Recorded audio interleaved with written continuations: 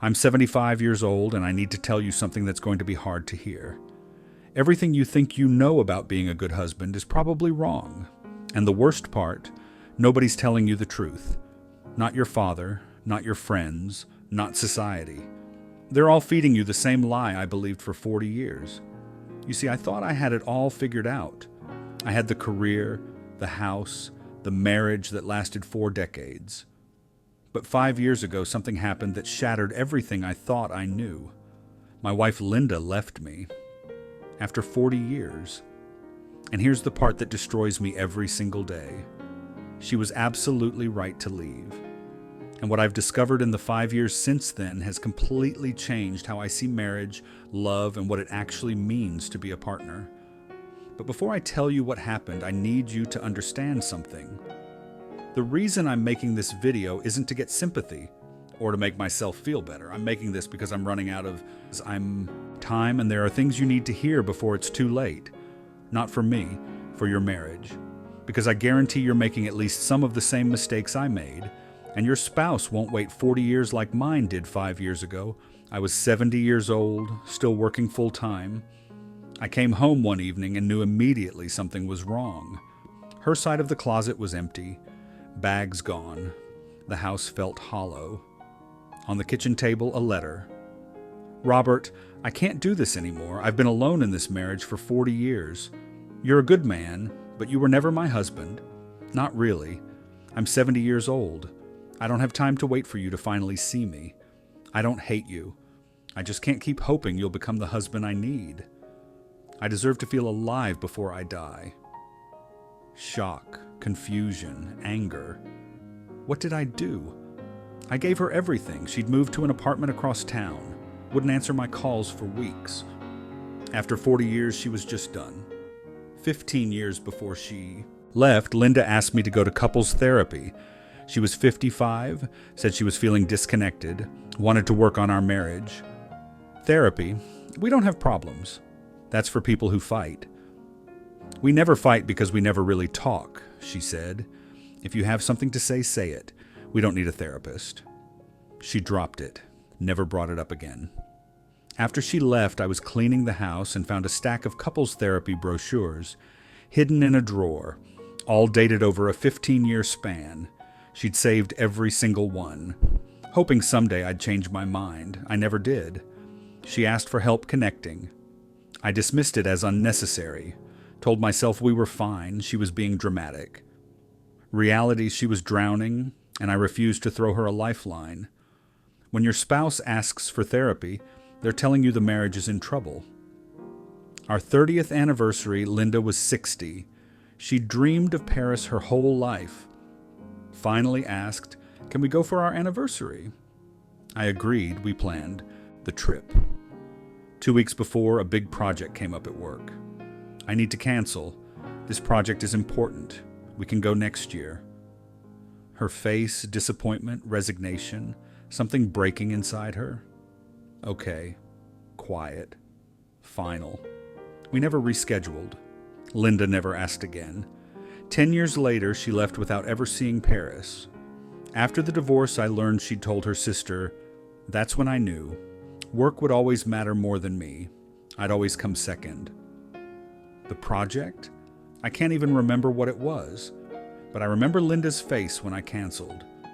Remember something dying in her eyes. The trips you postpone, you'll never take. Looking back over 40 years, I see the pattern. Years 1 through 10, Linda constantly tried to connect. How are you feeling? Can we talk about us? I miss feeling close to you. My response is, I'm fine. There's nothing to talk about. We're close. Years 11 through 25, she tried less often. Learned I wouldn't engage. Started sharing feelings with friends instead. Built a separate emotional life, still physically together, emotionally apart. Years 26 through 40, she stopped trying. Accepted I'd never be emotionally available. We became roommates who shared bills and a house. Polite, functional, fundamentally alone. Specific moments I remember now. Linda trying to hold my hand watching TV. I'd moved to check my phone. Her saying, "I love you," me saying, "Me too," never "I love you too." Her suggesting date night, me saying, "We're too old for that." She didn't stop loving me. She stopped trying to get me to love her back. Relationships die from 1,000 small dismissals. After the divorce, Linda's sister Mary confronted me. She'd never liked me. Now I understood why. Linda told me 20 years ago she was married but completely alone. She said you were like a ghost in the house, there but not there. She stayed for the kids initially. Once they were grown, she stayed because leaving seemed harder than staying. But at 70, she decided she'd rather be alone than alone with you. More painful truths. Linda would call crying about feeling invisible. I'd walk past her like she wasn't there. She'd planned special dinners I barely noticed. She felt like she was screaming and I couldn't hear her. My defense, I was there every night.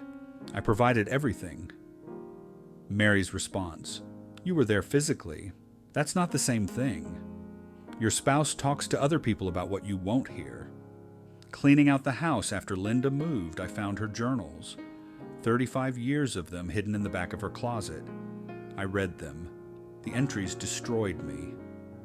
Age 35. Robert doesn't ask about my day. Not really.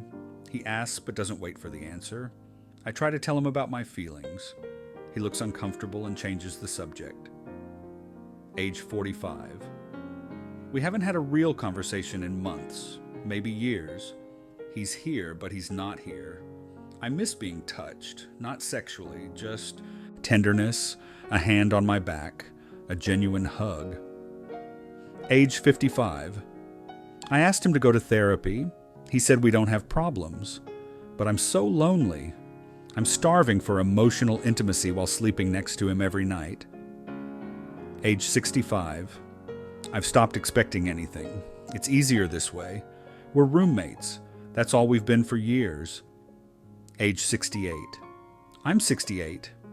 Maybe I have 10 to 20 years left. Do I want to spend them like this? For the first time, I'm thinking about leaving. Not out of anger, out of self-preservation. 35 years of documented loneliness. While I thought everything was fine, your spouse is suffering in silence. You just can't hear it. For months after she left, I tried to reach her. She wouldn't answer calls, wouldn't see me. Finally, after a year, she agreed to coffee. I'd been reading her journals, finally understood. "Linda, I understand now. I see what I did.